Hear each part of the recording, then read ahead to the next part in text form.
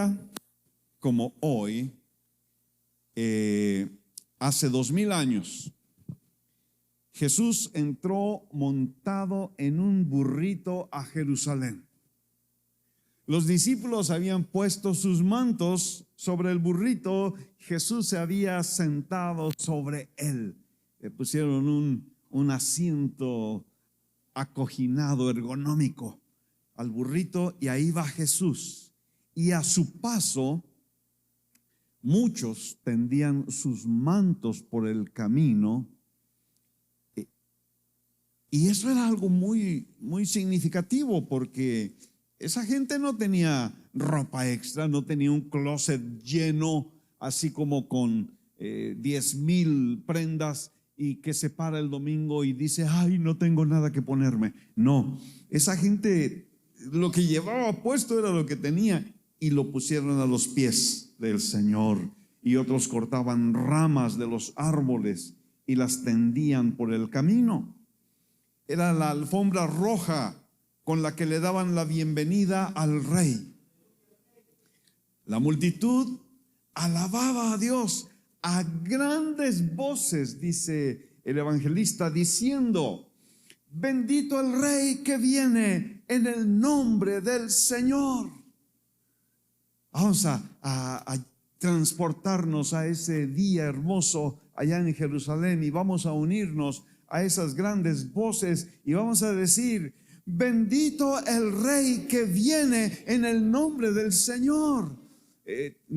Fue un buen ensayo, pero ahora viene la de a de veras. Bendito el rey que viene en el nombre del Señor. Amén. Y así la multitud lo recibía entrando a Jerusalén. ¿Por qué lo hacían? Porque ellos habían visto los milagros. Los cojos andaban, los ciegos veían, los muertos resucitaban, como fue el caso de Lázaro. Entonces no quedaba duda alguna de que este Jesús de Nazaret era el Mesías, el esperado Mesías, el libertador de Israel, el hijo de David, el rey que había de venir, el rey que ellos todos esperaban. Y Jesús, montado en el burrito, iba pensando, por fin reconocen lo que yo soy. No, Jesús no se tragaba todo. Él sabía que en Jerusalén no lo esperaba un trono, sino que lo esperaba una cruz y una corona de espinas. Él había dicho en repetidas ocasiones a lo largo de su ministerio que, miren, le dijo a sus discípulos en una ocasión, subimos a Jerusalén y se cumplirán todas las cosas que están escritas por medio de los profetas acerca del Hijo del Hombre, pues será entregado a los gentiles y será objeto de burla, afrentado y escupido, y lo azotarán y después lo matarán y al tercer día resucitará. El Señor Jesús tenía la revelación completa, el entendimiento completo de lo que realmente le ocurriría en Jerusalén. Él sabía lo que le esperaba, pero eso no llenaba de temor su corazón. No había indecisión en su corazón. Hay un pasaje que me estremece, porque dice Lucas 9:51 que cuando se cumplían los días de su ascensión, Jesús con determinación afirmó su rostro para ir a Jerusalén. Afirmó su rostro. En su rostro se reflejaba la determinación de su corazón, el valor, la firmeza de su mente, el firme propósito que él tenía para cumplir la voluntad del Padre. Cuando Isaías habló de los sufrimientos de Jesús en el capítulo 50, versículo 6, proféticamente está hablando acerca de las experiencias que le esperaban a Jesús en Jerusalén. Dice el versículo 6, ofrecí mi espalda a los que me herían y mis mejillas a los que me arrancaban la barba. No escondí mi rostro de injurias y salivazos. Esto es lo que Jesús sabía que le esperaba. Me llama la atención cuando dice, me arrancaban la barba. Normalmente no pensamos en Jesús con barba, pero el profeta Isaías lo vio con barba y le arrancaban. Eso es algo muy doloroso. Le arrancaban la barba.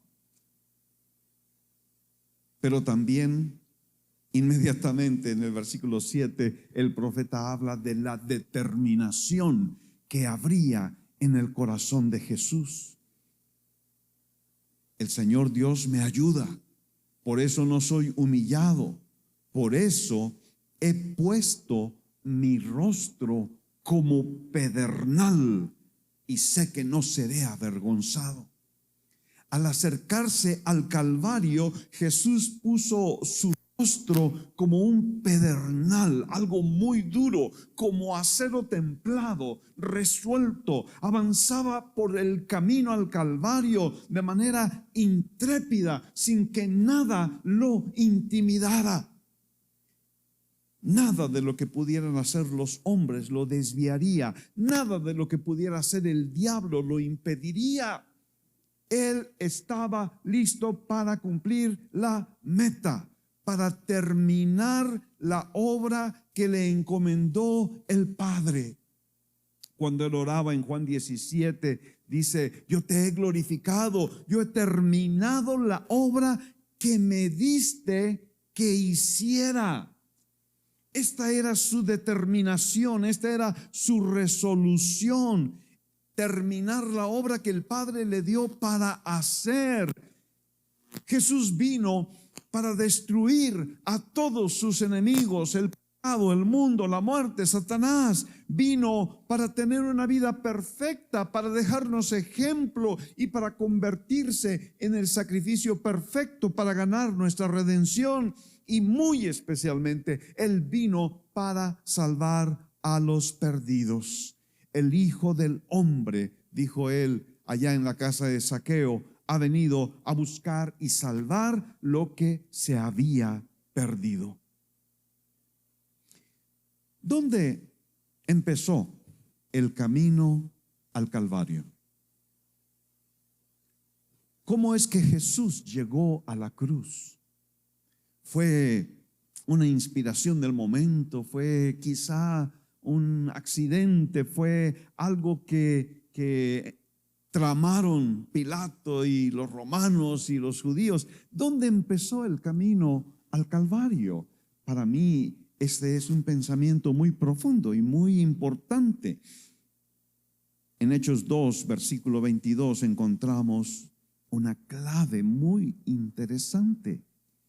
Dice, hombres de Israel, escuchen estas palabras. Jesús, el Nazareno, varón confirmado por Dios entre ustedes, con milagros, prodigios y señales que Dios hizo en medio de ustedes a través de él, tal como ustedes mismos saben. Este fue entregado por el plan predeterminado y el previo conocimiento de Dios, y ustedes lo clavaron en una cruz por manos de impíos y lo mataron.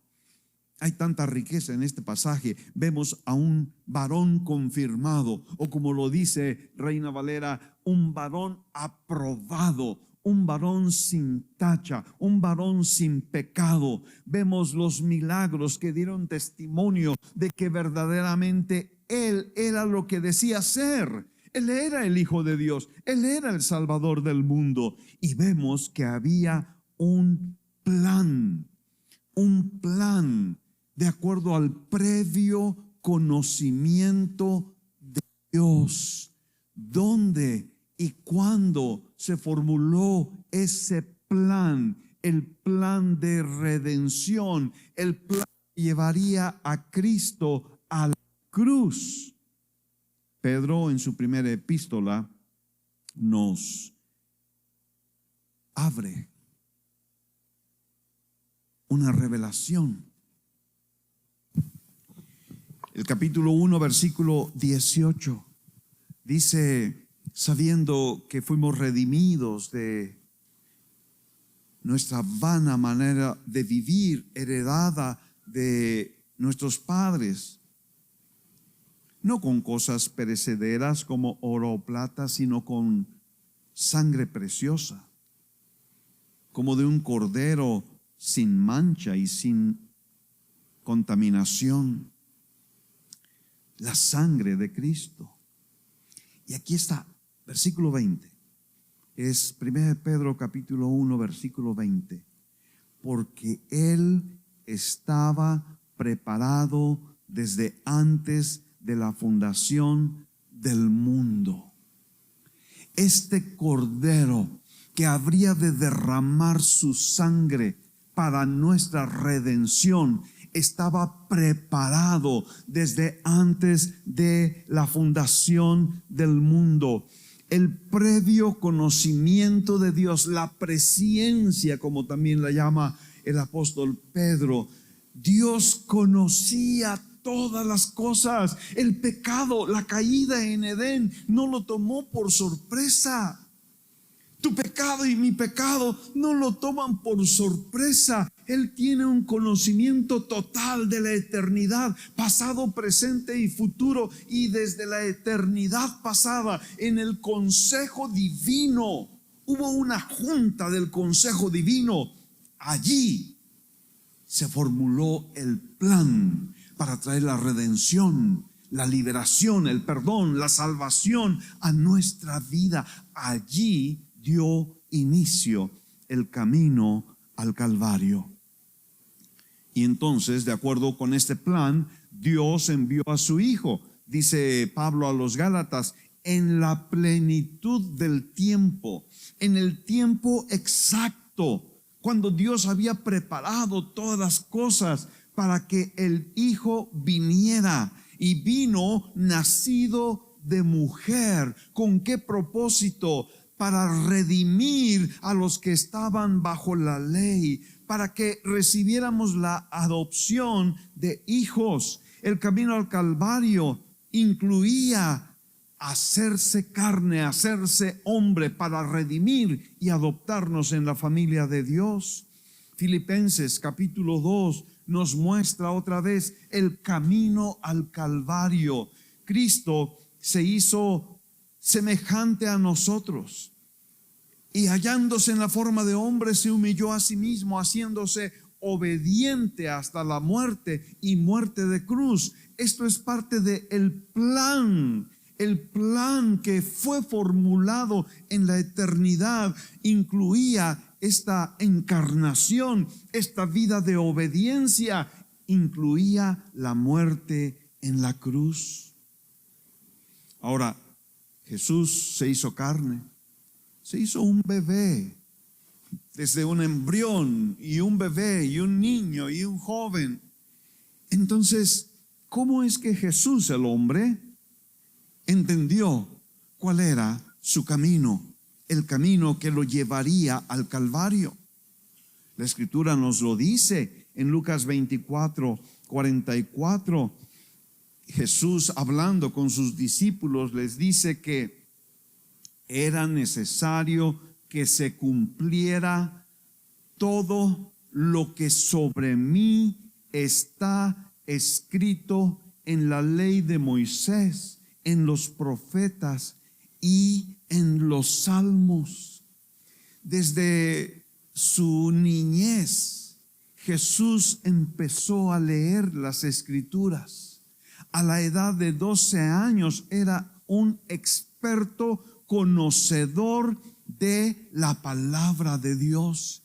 ¿Qué es lo que él encontró en la ley de Moisés, en los profetas y en los salmos?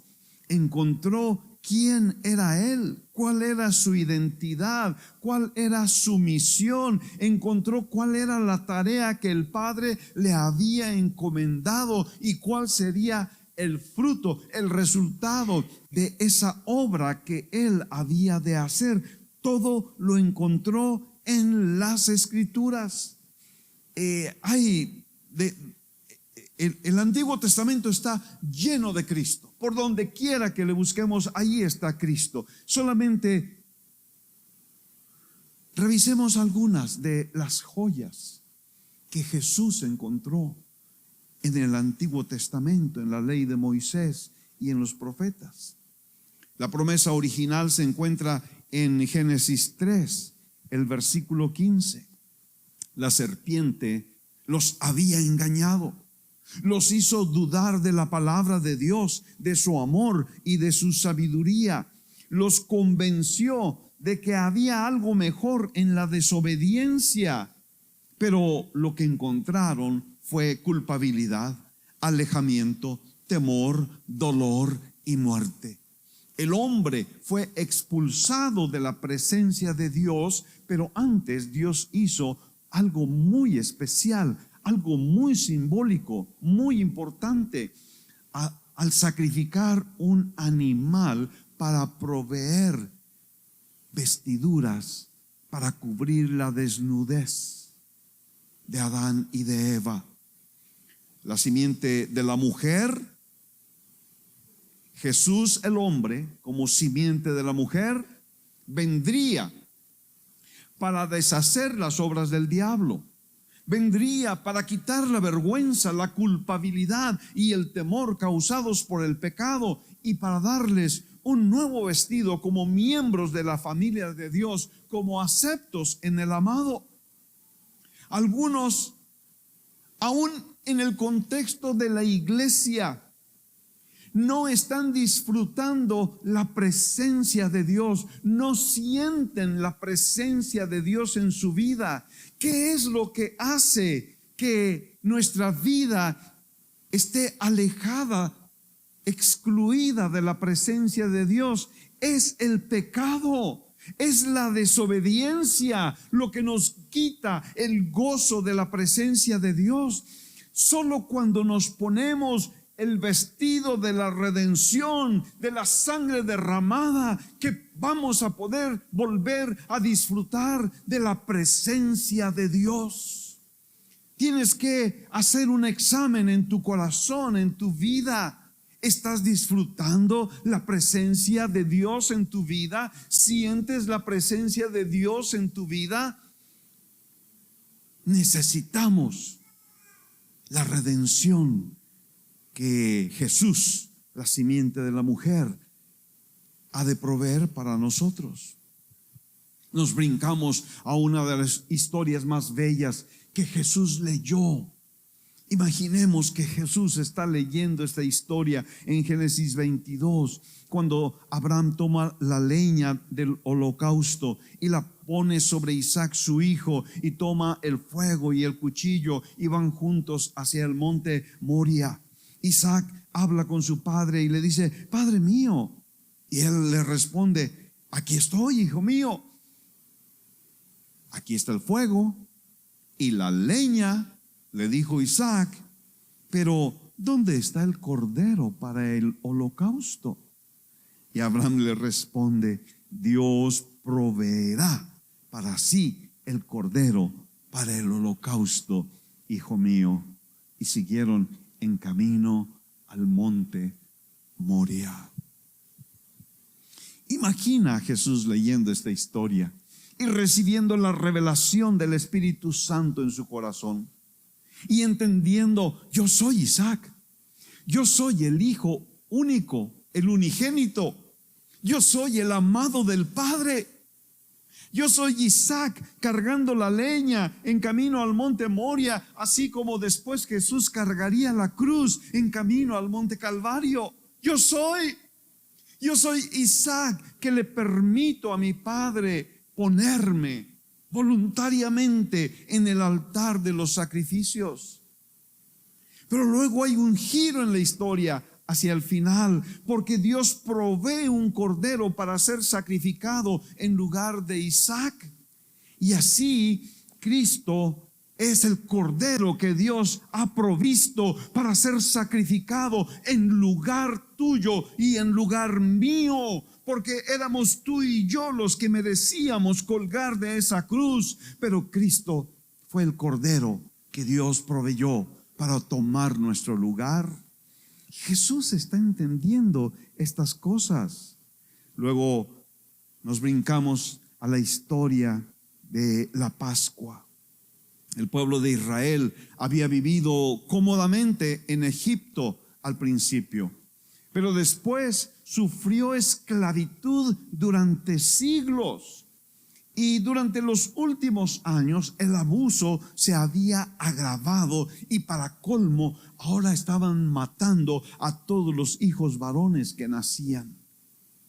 Entonces el pueblo clamó al Dios de sus padres y Dios contestó: yo soy el Señor, les dijo, y los sacaré de debajo de las cargas de los egipcios, los libraré de su esclavitud y los redimiré con brazo extendido y con grandes juicios. Los tomaré a ustedes por pueblo mío y yo seré su Dios. La redención está allí prefigurada. Dios hizo cosas poderosas para liberar a su pueblo de la esclavitud. Lo último fue que les ordenó celebrar la Pascua. El sacrificio de un cordero marcaría el punto de liberación. En Éxodo 12 vemos que el cordero sería sin defecto de un año y se estableció el momento, el día, la hora en que había de ser sacrificado y se estableció lo que se haría con su sangre para librar a los hijos primogénitos de Israel de la muerte. Cristo fue el cordero sin defecto, cuya sangre sería derramada para obtener la redención de los que habían estado bajo la esclavitud del diablo, del mundo y del pecado. La Pascua determinó el día y la hora en que Cristo sería sacrificado para que tú y yo pudiéramos ser liberados de la esclavitud del pecado. Ahora, nota un patrón que se estableció en Egipto. Primero, el pueblo de Israel disfrutó de comodidad, había alimento, había comodidad y paz en su vida, pero al paso del tiempo eso se convirtió en esclavitud. Primero comodidad, después esclavitud. Primero se disfruta y después se sufre. Eso es el patrón de Egipto. ¿No es esto, por ejemplo, lo que hacen las redes en nuestra vida y en la vida de nuestros jóvenes? Primero se disfruta. ¡Ay, qué interesante! ¡Ay, qué entretenido! Y empieza a pasar horas y horas y horas y horas en las redes y luego se convierte en esclavitud.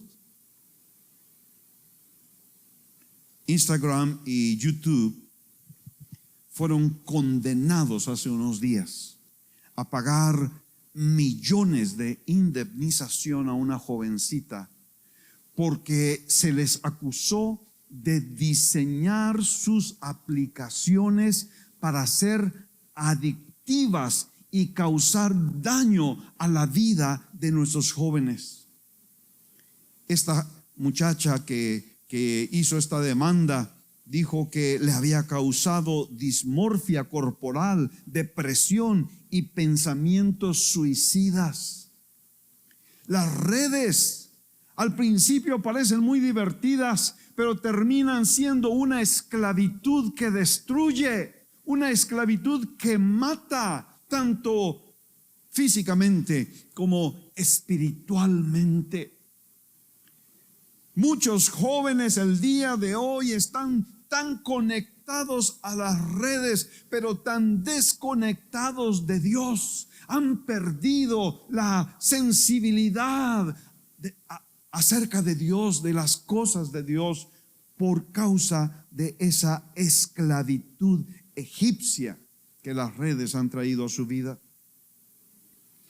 Pasamos ahora en el libro del Levítico a la celebración del Día del Perdón. Y recuerden que todo esto lo está leyendo Jesús y está descubriendo el camino por el que Él iba a andar. Todos los sacrificios que se hacían en el tabernáculo de Moisés eran una figura del sacrificio de Cristo en el Calvario. Pero los sacrificios que se hacían el día del perdón, el Yom Kippur de los judíos, tenían un mensaje muy especial para todo el pueblo de Israel, porque ese era el único día que el sumo sacerdote entraba hasta el lugar santísimo con la sangre del sacrificio para obtener el perdón de todos los pecados. Era un día tan importante, era un día de liberación, era un día de alivio para el corazón del pueblo de Israel. Levítico 16 nos dice que se tomaban 2 machos cabríos y se sorteaban. Uno se sacrificaba, su sangre era llevada al santuario hasta el lugar santísimo para ser rociada en el propiciatorio, y el otro quedaba vivo, pero era conducido al desierto en donde moría de sed. El sumo sacerdote entraba con la sangre y la presentaba. Era un mensaje muy profundo que le ayudó a Jesús a entender lo que él mismo experimentaría durante los días del Calvario. El macho cabrío que era sacrificado en ofrenda por el pecado representaba el cuerpo de Cristo clavado en la cruz, derramando su sangre. El macho cabrío que era enviado al desierto representaba el alma de Cristo que descendió al infierno. Y el sumo sacerdote que llevaba la sangre del sacrificio al lugar santísimo para rociarla sobre el propiciatorio representaba el Espíritu de Cristo, quien como nuestro sumo sacerdote presentó su propia sangre una sola vez en el santuario celestial para ganar el perdón y la eterna redención para todos nosotros. Aleluya. Nuestro sumo sacerdote perfecto, presentando una ofrenda perfecta una sola vez, fue suficiente para ganar esta eterna redención. Brincamos al libro de Números. Hay muchas otras figuras en estos libros, pero solamente estamos tocando algunas de las joyas. Ahí encontramos la serpiente de bronce. En su camino por el desierto, el pueblo de Israel se rebeló, se quejó y murmuró contra Dios y contra Moisés numerosas veces. En una de esas, el Señor, nos dice en Números 21, envió serpientes abrasadoras entre el pueblo y mordieron al pueblo, y mucha gente de Israel murió. Entonces el pueblo reconoció: hemos pecado. Y esto es lo que es tan importante reconocer en nuestra propia vida. Hemos pecado. La serpiente del pecado nos ha mordido. Y entonces dice el pueblo: intercede con el Señor para que quite las serpientes de entre nosotros. Y después que Moisés intercedió, el Señor le dijo: hazte una serpiente abrasadora, o una serpiente de bronce, como nos lo dice Reina Valera, y ponla sobre un asta. Y acontecerá que cuando todo el que sea mordido la mire, vivirá. Miren, ¿qué conexión habrá entre una serpiente de bronce allí levantada en un asta y el poder sanador de Dios. Es algo sobrenatural. Pero esto es algo tan remarcable que incluso los médicos lo usan como el símbolo de la profesión médica. Una serpiente enrollada en un asta. Ustedes véanlo ahí en las asociaciones médicas o algo así. Cristo leyó esta historia. Y cuando estaba leyendo esta historia, supo que hablaba de Él. Si quieren verificarlo, lean la historia del encuentro con Nicodemo. Y Jesús le dice: esa serpiente era yo. Las serpientes que vinieron a atacar al pueblo son una figura del pecado que ataca y mata a la gente. El pecado mata. Parece muy atractivo, pero mata. La serpiente de bronce que Dios le ordenó a Moisés hacer y poner en un asta es una figura de Cristo. Y aquí está el significado real de aquella historia. Todo pecador que mire a Jesús por la fe en la cruz será salvo. Todo pecador que mire a Jesús y crea Jesús está allí tomando mi lugar será salvo. La figura es impresionante. Cuando Jesús estaba en la cruz, a pesar de que Él no tenía pecado, Él se convirtió en una serpiente, en la representación máxima del mal. Pablo dice a los corintios: al que no conoció pecado, lo hizo pecado por nosotros. Lo hizo pecado, lo hizo una serpiente, para que fuéramos hechos justicia de Dios en Él. Cristo en la cruz llevó todos nuestros pecados, se convirtió en el ser más desagradable para que tú y yo seamos justificados, perdonados y declarados limpios. Jesús vio esa figura y entendió que eso es lo que le iba a pasar a Él. Allí iba en el camino al Calvario. En Deuteronomio hay una palabra muy fuerte. En la ley había muchas bendiciones para los obedientes, pero había más maldiciones aún para los desobedientes. La ley establecía: el alma que peque, esa morirá. Y también decía: maldito todo el que no permanece en todas las cosas escritas en el libro de la ley para hacerlas. En Deuteronomio capítulo 21 dice: si un hombre ha cometido pecado digno de muerte y se le ha dado muerte y lo has colgado de un árbol, su cuerpo no quedará colgado del árbol toda la noche, sino que ciertamente lo enterrarás el mismo día, pues el colgado es maldito de Dios. Para que no contamines la tierra que el Señor tu Dios te da en heredad. Qué fuerte. Jesús colgado en la cruz se convirtió en el maldito de Dios. Maldito de Dios. Y Pablo, al escribir a los Gálatas, nos explica el significado y la grandeza de ese momento.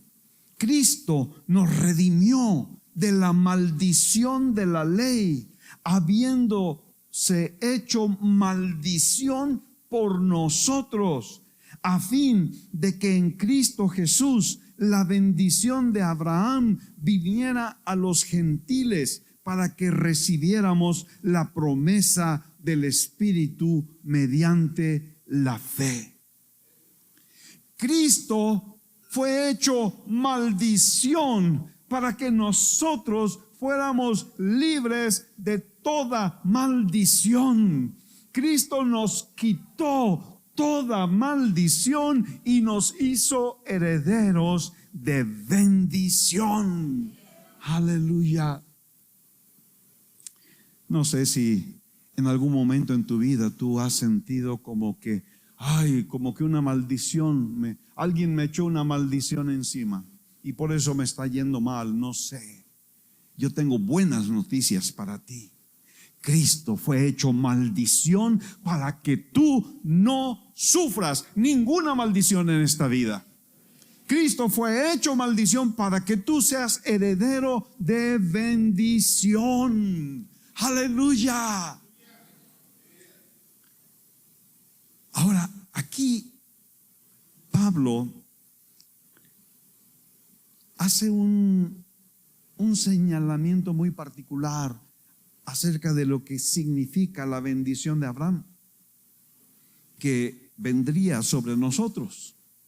Dice, para que recibiéramos la promesa del Espíritu mediante la fe. La bendición que nosotros hemos heredado incluye muy especialmente recibir la promesa del Espíritu. ¿A qué se refiere la promesa del Espíritu? A lo que Cristo prometió en el Evangelio de Juan y se cumplió en el libro de los Hechos. La promesa del Espíritu, el bautismo con el Espíritu Santo es parte de nuestra herencia de bendición. Amén. Aleluya. ¿Cuánto necesitamos anhelar el experimentar ese bautismo en nuestra vida? Luego a Jesús le encantaba leer los salmos. Las profecías de los salmos se citan más de 100 veces en el Nuevo Testamento. David fue un profeta que escribió inspirado por el Espíritu Santo y que comprendió que aunque él estaba escribiendo acerca de sus propias experiencias, también estaba escribiendo acerca de las futuras experiencias de el Hijo de David, el ungido, el Mesías. Por eso el día de Pentecostés el apóstol Pedro dijo que David, siendo profeta y sabiendo que Dios le había jurado sentar a uno de sus descendientes en su trono, miró hacia el futuro. Me impresiona. David, 1000 años antes de Cristo, miró hacia el futuro y habló.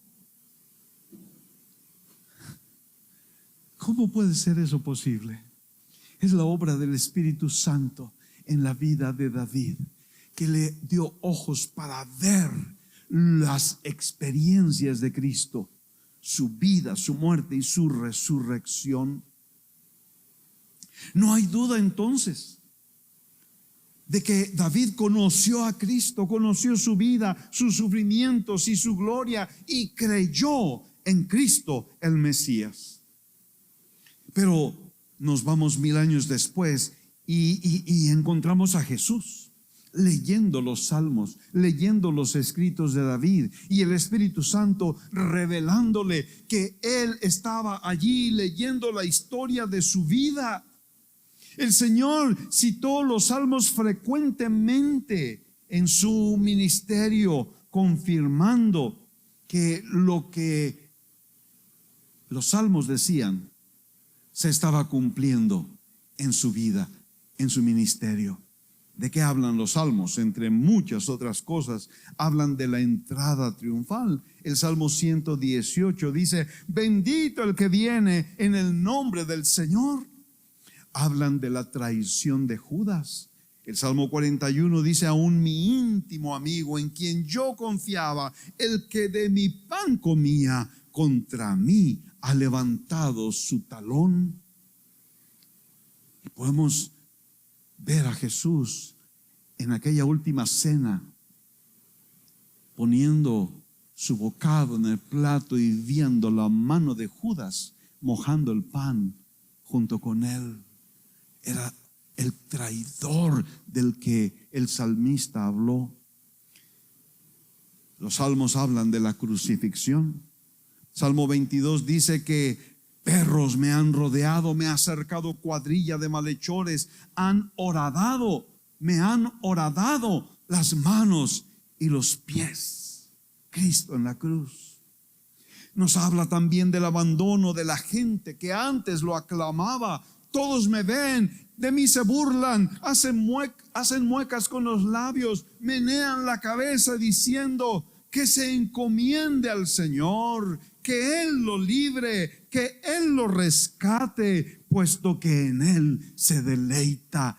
Y esto es lo que la muchedumbre que unos días antes había gritado, Hosana y bendito, ahora se burlaban de Él.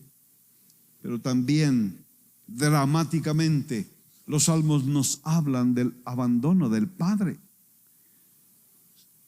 Dios mío, dice el Salmo 22, versículo 1, Dios mío, ¿por qué me has abandonado? ¿Por qué sucedió eso? Porque en la cruz estaba la serpiente, el pecado de todo el mundo estaba puesto sobre el santo, el puro, el inocente. Lo que había allí era una representación de toda la maldad de la humanidad. Y el Padre volteó su rostro y Cristo clamó, ¿por qué me has abandonado? Los profetas también hablaron de los sufrimientos de Cristo. El clásico Isaías 53 que nos habla de el varón de dolores experimentado en aflicción, el que llevó nuestras enfermedades, el que fue herido y afligido por nuestras transgresiones, molido por nuestras iniquidades. Y el Señor Jesús leía esas palabras y Él sabía de quién estaba hablando. Él sabía a dónde conducía el camino al Calvario. Hemos hablado de Israel y podemos hablar de la humanidad en general, pero tenemos que aplicar a nuestra propia vida. Efesios capítulo 2 versículo 1 dice, Él les dio vida a ustedes, que estaban muertos en sus delitos y pecados, en los cuales anduvieron en otro tiempo según la corriente de este mundo, conforme al príncipe de la potestad del aire, el espíritu que ahora opera en los hijos de desobediencia. Entre ellos también todos nosotros en otro tiempo vivíamos en las pasiones de nuestra carne, satisfaciendo los deseos de la carne y de la mente, y éramos por naturaleza hijos de ira, lo mismo que los demás. La humanidad escogió el camino de la desobediencia a Dios y la sumisión al príncipe de este mundo, el diablo. Escogió vivir siguiendo la corriente de este mundo, sus modas, sus costumbres y sus caminos, en lugar de escoger el camino de Dios. La humanidad escogió darle rienda suelta a las pasiones de la carne en lugar de vivir guiado a la pureza del espíritu, y terminó siendo esclavizada sin darse cuenta. Por eso encontramos a jóvenes y viejos encadenados a las redes sociales durante múltiples horas cada día, ensuciando su mente con contenidos pecaminosos que les quitan la sensibilidad de las cosas de Dios, les roban el tiempo, les roban a su familia, les roban su futuro. Allí también encontramos a jóvenes atrapados en el estilo de vida de Hollywood, que incluye promiscuidad sexual, drogas, alcohol, mentiras, pornografía. Allí encontramos a los adultos que están convencidos de que para ser más hombres deben tener todas las mujeres que puedan y consumir todo el alcohol que su cuerpo aguante. Jeffrey Epstein, el financiero tristemente famoso de los últimos años, es el modelo que el mundo propone. Dinero mal habido, amigos sin escrúpulos, aunque se llamen príncipes, mujeres por montones, abuso de cientos de menores de edad. Eso es el hombre del mundo. Y así encontramos a nuestra nación, en la que desde la presidenta hasta los narcos rechazan al Dios verdadero para entregarse a la adoración de ídolos, como los ídolos de nuestros ancestros que se invocaron en el Zócalo durante la inauguración de la presidenta hasta la Santa Muerte, adorada por los delincuentes. Así viven nuestros compatriotas, en la promiscuidad sexual, en el libertinaje, en el alcoholismo, en la corrupción, en la violencia, en la desobediencia a Dios, pensando que están viviendo su libertad sin darse cuenta que viven en esclavitud y necesitan redención. Nosotros no nos la damos de santos de ninguna manera. Tito capítulo 3, versículo 3 dice: porque nosotros también no nos escapamos de esta terrible condición. Nosotros también en otro tiempo éramos necios, desobedientes, extraviados, esclavos de deleites y placeres diversos, viviendo en malicia y envidia, aborrecibles, odiándonos unos a otros. Esa era nuestra condición. Pero gloria al Señor. Cristo caminó el camino al Calvario para darnos una opción mejor de vida. Sigue diciendo Tito: pero cuando se manifestó la bondad de Dios nuestro Salvador y su amor hacia la humanidad, Él nos salvó, no por las obras de justicia que nosotros hubiéramos hecho, sino conforme a su misericordia.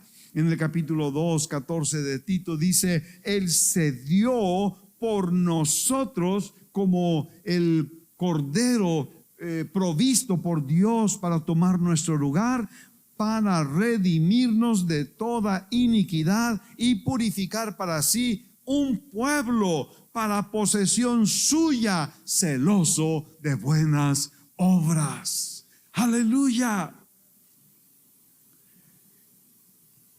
Entonces podemos entender la relevancia de las palabras que nos dicen que Jesús con determinación afirmó su rostro para ir a Jerusalén. Reconocemos y admiramos el valor de un Miguel Hidalgo, que inició la guerra de independencia que liberó a México de la tiranía española.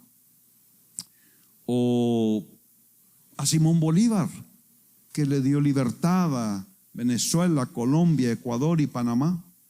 O a George Washington, el libertador de los Estados Unidos de la opresión inglesa.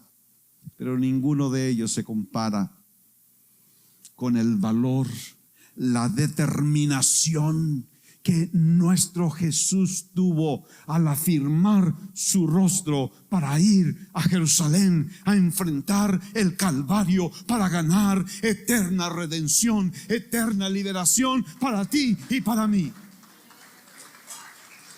Jesús estaba totalmente comprometido para acabar la obra que el Padre le había encomendado a favor de la humanidad, a favor de ti y a favor de mí. Y Él no se detuvo hasta verla completa.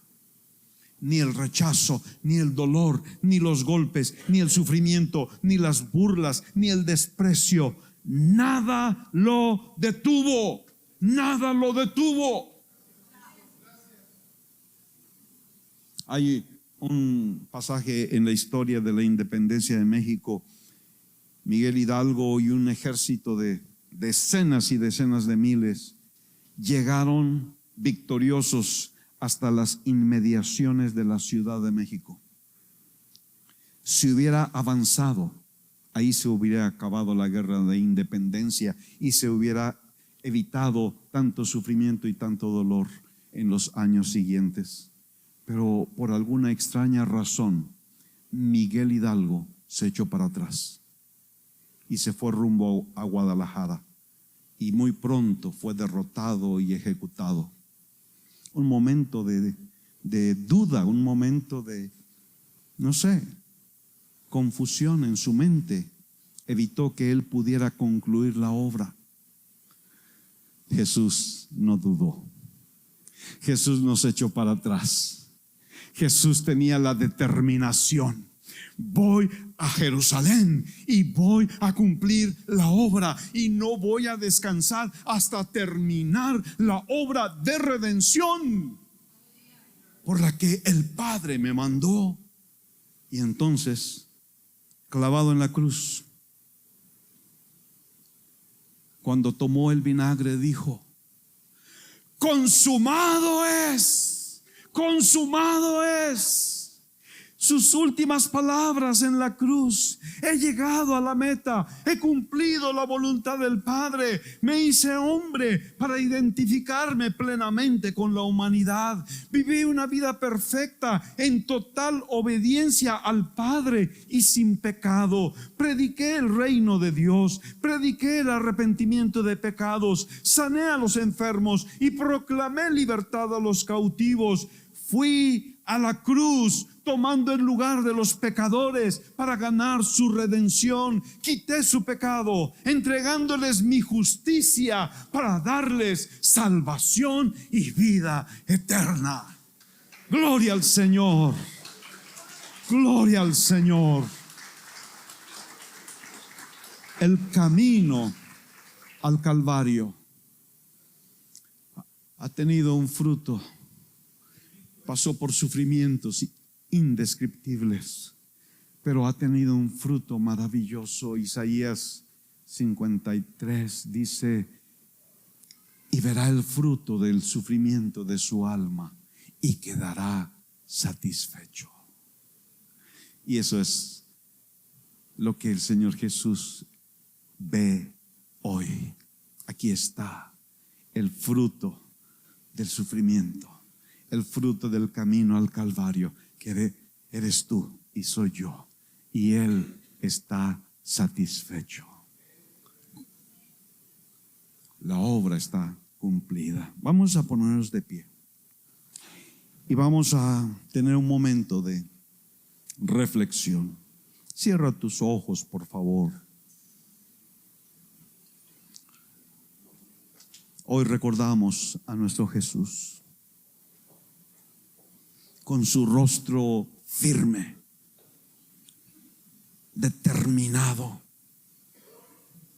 inconmovible, que enfrentó el sufrimiento por ti y por mí, que tomó tu lugar y mi lugar en la cruz.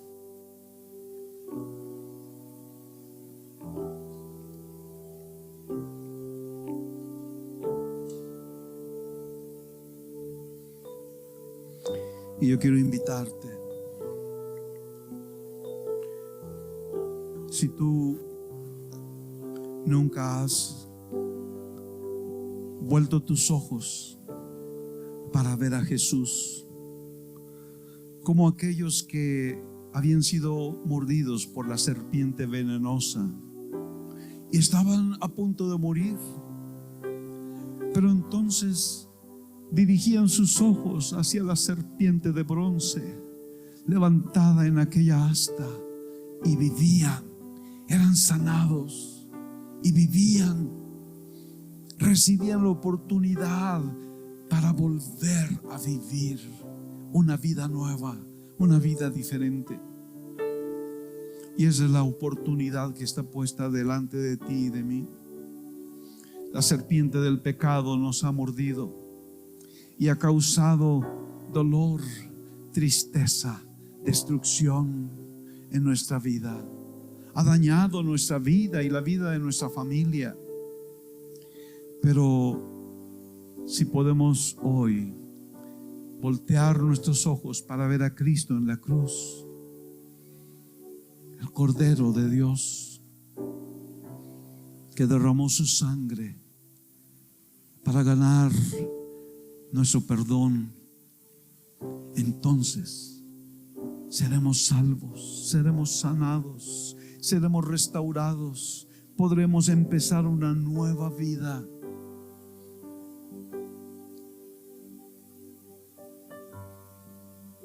Mientras todos estamos con nuestros ojos cerrados, esperando, meditando, reflexionando en Cristo, yo quisiera darte la oportunidad, si tú nunca has rendido tu corazón al Señor, si tú nunca has recibido el maravilloso perdón que Él te ofrece desde la cruz, no te voy a pedir ninguna otra cosa más que levantes tu mano allí donde estás. Tu mano levantada querrá decir: estoy viendo a Jesús en la cruz. Estoy creyendo que Él murió por mí. Estoy creyendo que Él llevó el castigo por mis pecados, el castigo que yo merecía. Estoy creyendo que la sangre que Él derramó en la cruz me limpia de todo pecado. Si alguien estuviera aquí y por la fe pudiera ver a Jesús y recibir la redención, la liberación, el perdón, la salvación, la vida eterna que Él nos ofrece. Gracias, Señor. Gracias, Señor. Tú estás aquí. Y por la fe nosotros te vemos clavado en esa cruz. Ya no estás allí, pero ese día ofreciste la ofrenda perfecta, única, suficiente para ganar nuestra salvación, nuestro perdón, nuestra liberación, nuestra redención. Y te damos muchas gracias, Señor. Muchas gracias por tu amor, por tu obra maravillosa, porque estuviste dispuesto a ir por el camino al Calvario, por tu grande amor. Gracias, Señor. Gracias, Cristo. Aleluya. Amén.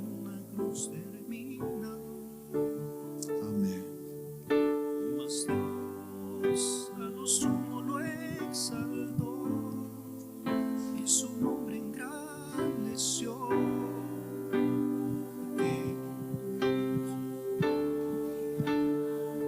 Toda rodilla se doble y toda lengua confiese que Jesús es el Señor. Jesús, Señor de la creación, siendo forma de Dios, se despojó de sí mismo,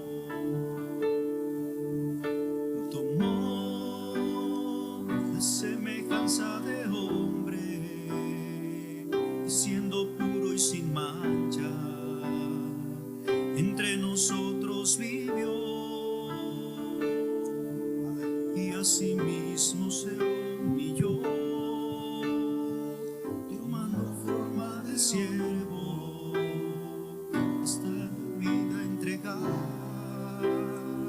y en una cruz terminal.